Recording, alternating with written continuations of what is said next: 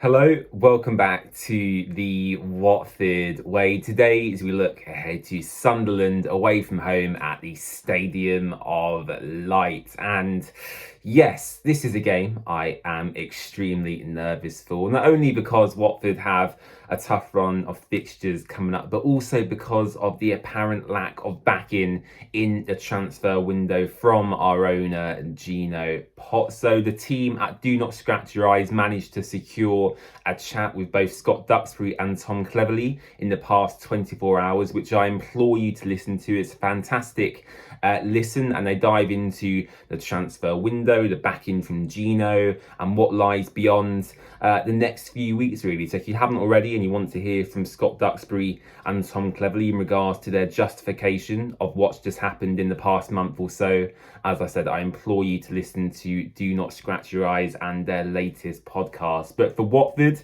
looking at this Sunderland game and my thoughts and feelings going into it, of course, as an optimist, I'm always going to want Watford and wish Watford to win games of football. And we've beaten Sunderland already this season at Vicarage Road. However, I feel both teams have come a long way in that time. When Watford beat Sunderland earlier in the season, we were on a fantastic run at Vicarage Road. We felt almost invincible at times at the Vic. We didn't have the injuries we have now. We had a fully fit squad and everyone was firing on all cylinders. And also the weather was slightly warmer, so it kind of felt, it just felt better overall to be a Watford fan at that time. And fast forward now to February, where we're at now. It's cold, it's grey, it's rainy outside. Watford are in the midst of an injury crisis. Sunderland have strengthened magnificently during the transfer window, and they're right up there in terms of playoff contention and potentially even automatic promotion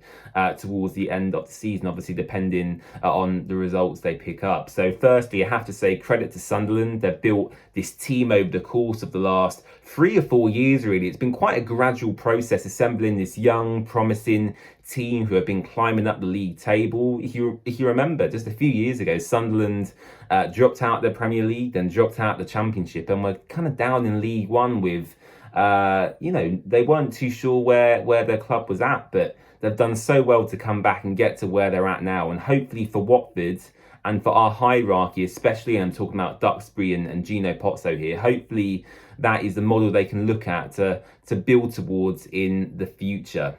In terms of Watford team news going into this game, I feel like there's a few mind games going on from Tom Cleverley here in his last press conference prior to Sunderland. And we've seen it before with Cleverley this season, where he kind of understates or overstates the severity of injuries or whether players may have certain illnesses. And we've seen it again today. I'm just going to read you Tom Cleverley's quote here in regards to our very promising attacker, Rocco Vata. And it says here, Rocco Vata is a doubt for the trip to the Northeast this weekend after missing last weekend's defeat at home to Norwich City. Tom Cleverley went on to say he took a knock in training. We're pleased with how he's recovered, but today he's been struck down with a virus. So read into that what you will. Rocco Vata recovering from the niggle he had against Norwich. Now he apparently, according to Cleverley, has a virus. Hopefully Tom Cleverley is playing some mind games there and Rocco Vata is available, because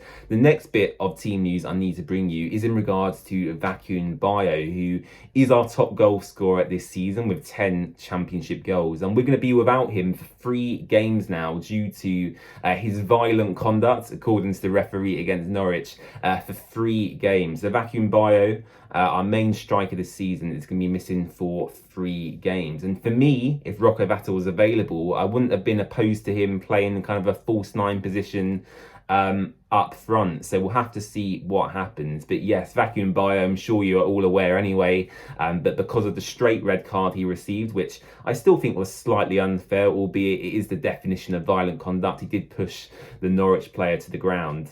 He'll be missing for the next 3 games, which will be Sunderland, Leeds and Middlesbrough. So 3 very tough teams Bio is missing there, and that puts all the focus and pressure on an 18-year-old Malayan international in Mamadou Doumbia. And Tom Cleverley said that, he's very promising, he's got a lot of potential, but for me, that is a hell of a lot of pressure to put on one player who is new to the country, new to the culture, and new to the style of football. So we'll have to see what happens in regards to Mamadou Doumbia. He could prove me wrong. He could be very impressive. He could bag a couple of goals. But for now, I'm going to reserve my expectations just slightly.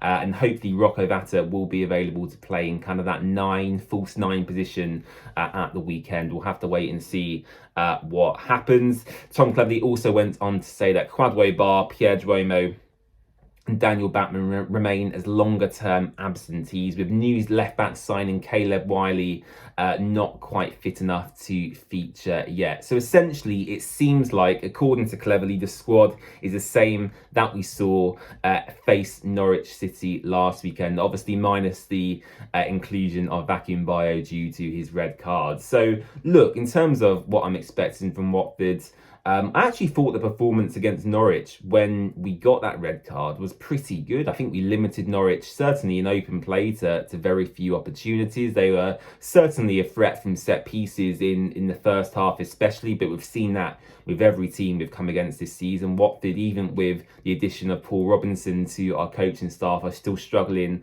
both offensively but more so defensively from them set piece situations. So I'm sure that's something Sunderland will target. Of course, another thing to talk about is the potential inclusion of our new goalkeeper, Egil Selvik. He joined the club on a permanent transfer, 3.5-year deal from Italian side Udinese. Of course, the connection between Watford and Udinese still very much remains because it's within the Pozzo family. And yeah, I'm interested to see what Tom Cleverley chooses to do. Jonathan Bond, for me, didn't do anything particularly wrong against Norwich last weekend. I thought he made some top saves, especially in the first half. He actually made a great save in the run-up to that Josh Sargent goal, if it wasn't for Yasser Larouchi doing some ball watching. So yeah, for me, I'm expecting Selvik to make his first Watford appearance. Of course, it's a lot of pressure on a new goalkeeper to come straight into the team, but that's what we've signed him for. Cleverley and the club clearly think that he has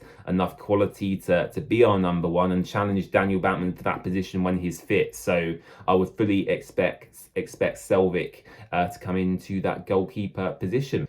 And very briefly on Sunderland, of course, I'm just looking at their last starting 11 now, and the midfield for me especially is unreal. It really is unbelievable. Their team includes Isidore, Enzo Lefebvre, who's joined on a loan deal from AS Roma, which was an unbelievable signing for Sunderland to secure. I'm sure their fans are delighted with that one. You got Chris Rigg, Patrick Roberts, JB Bellingham, of course, a very famous brother playing over at Real Madrid, Dan Neil, Luke O'Neill, Chris Mepham, Anthony Patterson in goal. It's a quality young team full of potential, and they've shown that this season. So for me, in terms of my prediction and what I'm expecting, I know we beat them earlier in the season, but for the next 3 or 4 games, I am going to be quite pessimistic, unfortunately, from a Watford perspective, just because of the availability we've got and because of the transfer window we just had. So I'm going to go with, unfortunately,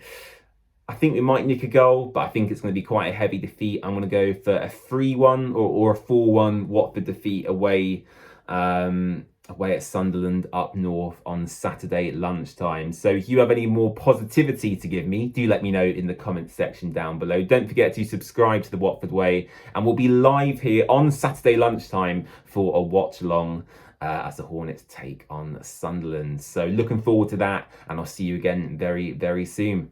Bye-bye.